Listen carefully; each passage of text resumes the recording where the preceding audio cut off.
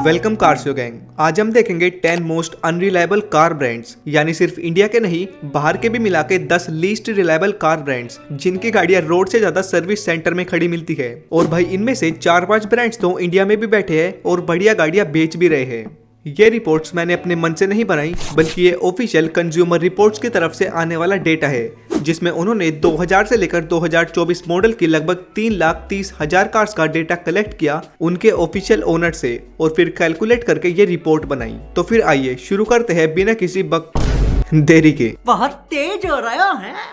Number 10 पर आता है काफी फेमस जाना माना ब्रांड डॉज, जिसने रिलायबिलिटी के मामले में 100 में से 42 पॉइंट्स ही स्कोर किए हैं। यस, वही डॉज जिसकी चैलेंजर वगैरह तो इंडिया में भी काफी फेमस है। डॉज ओनर के अकॉर्डिंग इस ब्रांड की गाड़ियां शुरुआती कुछ टाइम तक तो ठीक रहती है, लेकिन धीरे धीरे उनमें इश्यूज आना शुरू हो जाते हैं। डॉज की गाड़ियों में मेनली दो चीजें सबसे ज्यादा फॉल्टी साबित होती है। सबसे पहला इनका ट्रांसमिशन, जो कि अब तो धीरे धीरे सुधर रहा है, लेकिन ओल्डर मॉडल्स में ये कंप्लेंट ज्यादा थी, जिसका एक ही सॉल्यूशन था कॉस्टली रिपेयर और काफी केसेस में तो ट्रांसमिशन ही चेंज। और सेकंड जो इनकी गाड़ियों में सबसे ज्यादा प्रॉब्लम्स आती है कस्टमर के अकॉर्डिंग, वो है इलेक्ट्रिकल प्रॉब्लम्स, यानी वायरिंग इश्यूज, जिसकी वजह से कुछ पार्ट्स मेल फंक्शन भी हो जाते हैं। ऑल्सो इस ब्रांड की जो सबसे वर्स्ट रिलायबल कार है वो है डॉज डुरैंगो, चाहे वो पुराने वाली हो या फिर नए वाली। और जब सर्वे में डुरैंगो के ओनर से पूछा गया कि क्या आप इसको दोबारा लेना प्रीफर करोगे या फिर नहीं, तो उनका जवाब था नहीं।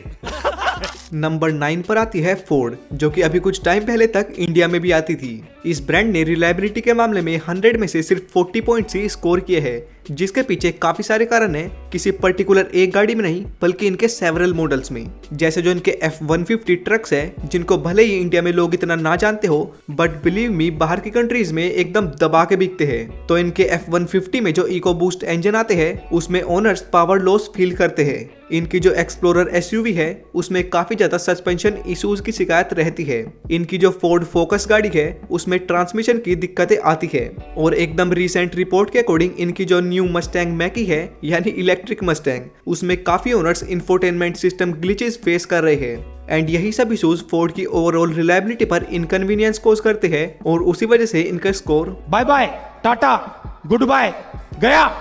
नंबर 8 पर आती है लिंकन ब्रांड, जो कि रिलायबिलिटी में 100 में से सिर्फ 38 पॉइंट्स ही ला पाई है।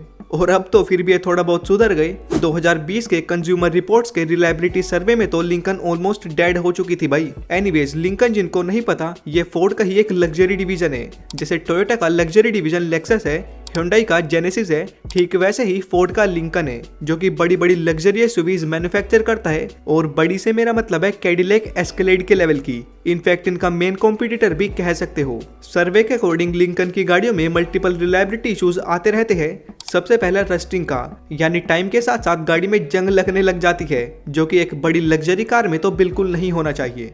उसके अलावा लिंकन की गाड़ियों में कूलेंट लीक्स और वाटर पंप लीक्स के भी रेगुलर इश्यूज आते रहते हैं। एंड क्योंकि एक लग्जरी ब्रांड है तो ओनर का फिर बढ़िया खर्चा होता है। ये भगवान क्या जुल्म है। नंबर 7 पर जो ब्रांड है वो है GMC with a score of only 36 points. GMC एक अमेरिकन ब्रांड है जो कि बड़े बड़े ट्रक्स और SUVs बनाने के लिए फेमस है, जैसे GMC डेनाली, यूकॉन और हमर, जिसको तो आप लोग जानते ही होंगे। सो इस रिपोर्ट के अकॉर्डिंग GMC के जो पिकअप ट्रक्स है वो तो ओनर्स के अकॉर्डिंग काफी रिलायबल है, लेकिन इनकी जो SUVs है वो नहीं। इनकी SUVs में एक तो ट्रांसमिशन के इश्यूज होते हैं और दूसरा ये SUVs हद से ज्यादा अंडर पावर्ड होती है। मींस GMC इनका साइज और वेट तो तगड़ा बना देती है, लेकिन इंजन इनमें उस लेवल का नहीं दे पाती। हमर H2 को ही देख लो तो ऑब्वियसली अंडर पावर्ड फील होती है, और ये GMC के सभी SUVs के साथ है। ये समस्या है। अनरिलायबिलिटी के मामले में नंबर 6 पर आती है वोल्वो, जिसने रिलायबिलिटी के मामले में सिर्फ 28 पॉइंट्स ही स्कोर किए हैं 100 में से। हाँ, एक इम्पोर्टेंट बात, आप रिलायबिलिटी को सेफ्टी से कंपेयर मत करना। वोल्वो सेफ्टी में बेस्ट है, लेकिन बात यहाँ पर रिलायबिलिटी की हो रही है, क्योंकि थोड़े टाइम पहले भी एक वीडियो में लोग रिलायबिलिटी को सेफ्टी समझने लग गए थे कि ये तो बेस्ट है वगैरह वगैरह। अच्छा, हमको सिखा रिया है। एनीवेज, वापस टॉपिक पर आए तो वोल्वो कार्स के इंजन और ट्रांसमिशन वगैरह में कुछ दिक्कत नहीं है। वोल्वो कार्स में सबसे बड़ी दिक्कत जो आती है ओनर्स के अकॉर्डिंग वो है उनके सॉफ्टवेयर में, यानी उनकी इंफोटेनमेंट सिस्टम में ग्लिचेस, इंस्ट्रूमेंट क्लस्टर फ्रीज हो जाना और ऐसे सब सॉफ्टवेयर बग्स। आप खुद भी इंटरनेट पर रिसर्च करोगे तो आपको दुनिया भर के ओनर्स मिल जाएंगे जो वोल्वो के इन इश्यू से परेशान है। रिजल्ट, सर्वे में बैड रेटिंग्स। मैं बैठा हूँ किस्मत के भरोसे, किस्मत में होगा तो पैसा खुद चल के आएगा। नंबर 5 पर आता है एक ऐसा ब्रांड जो इंडिया में भी है और सभी लोग जानते भी है, यानी जीप, जिसको रिलायबिलिटी के मामले में 100 में से सिर्फ 26 पॉइंट्स ही मिले हैं। और इसको देखकर मुझे बिल्कुल सरप्राइज नहीं हुआ, क्योंकि बहुत टाइम पहले से ही देखते और सुनते आ रहे हैं कि Jeep cars are not that much reliable. Jeep के पर्टिकुलरली 2 मॉडल सबसे ज्यादा अनरिलायबल है, पहला जीप रैंगलर और दूसरा जीप चिरोकी, और ये दोनों ही मॉडल्स इंडिया में अवेलेबल है। अगर आप सर्च करोगे टॉप 10 मोस्ट अनरिलायबल कार्स तो उन 10 गाड़ियों में से 2 गाड़ियां ये भी होंगी, और उनका रीजन है जीप के इलेक्ट्रॉनिक पार्ट्स, यानी मोस्टली केसेस में इलेक्ट्रॉनिक पार्ट्स के फेलियर इश्यूज ओनर को फेस करने पड़ते हैं। तो करना, परेशान हो गए हम लोग 2.5 साल से। लिस्ट की 4th नंबर पर आती है Volkswagen, जिसने स्कोर किए हैं 100 में से 26 पॉइंट्स। इंडिया में तो फिर भी ठीक है, लेकिन मेन दिक्कत आउटर कंट्रीज में है, जहां पर इनकी गाड़ियां धड़ल्ले से बिकती है और ज्यादा गाड़ियों के साथ आती है ज्यादा दिक्कतें।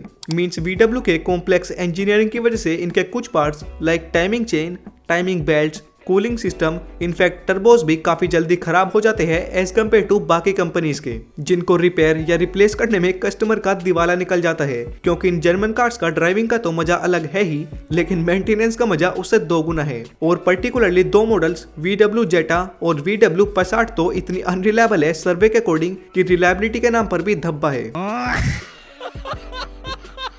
नंबर 3 पर ब्रांड आती है रिवियान, जिसने स्कोर किया है 24 पॉइंट्स आउट ऑफ 100, जो इंडिया में नहीं आती, लेकिन आपने नाम जरूर सुना होगा, जो कि सिर्फ और सिर्फ इलेक्ट्रिक कार्स ही मैन्युफैक्चर करती है, जो कि सभी गे है, आई मीन इलेक्ट्रिक कार्स है। रिवियान की अनरिलायबिलिटी का मेन इशू है इनके अपडेट्स में। हाँ, इंजन वगैरह तो इनमें है नहीं, सिर्फ बैटरी, मोटर्स और सॉफ्टवेयर सिस्टम है, जिसके लिए रिवियान ने एक प्रॉमिस कर रखा है कि वो अपनी गाड़ियों में हर महीने अपडेट्स देंगे ताकि नए नए फीचर्स गाड़ी में ऐड हो। लेकिन ओनर्स के अकॉर्डिंग इन बेटा अपडेट्स के बाद नए फीचर्स का तो पता नहीं, लेकिन पुराने वाले भी नहीं चलते। इनफैक्ट काफी बार तो गाड़ी ही बंद पड़ जाती है, कभी स्टार्ट की दिक्कत, कभी ब्रेक्स की दिक्कत, क्योंकि इन गाड़ियों का सब कुछ सिस्टम इलेक्ट्रिकल है।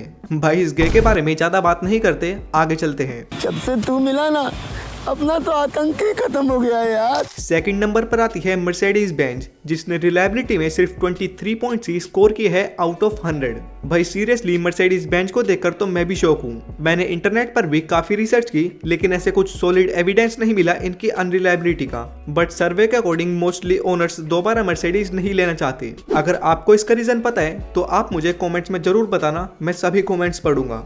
लेकिन अब आती है नंबर 1 यानी मोस्ट अनरिलायबल कार ब्रांड, जो है वन एंड ओनली क्राइसलर, जिसकी रेपुटेशन और गाड़ी दोनों बेकार है, और रिलायबिलिटी के मामले में इसने 100 में से सिर्फ 18 पॉइंट्स ही स्कोर किए हैं। इनकी गाड़ियां चलने से ज्यादा ब्रेकडाउन होती है और रोड से ज्यादा सर्विस सेंटर में दिखती है।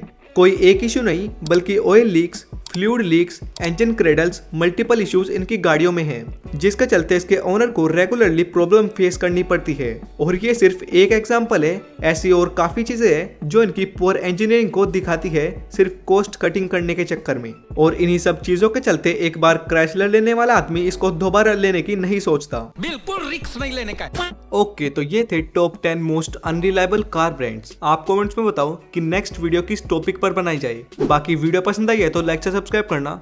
बाय।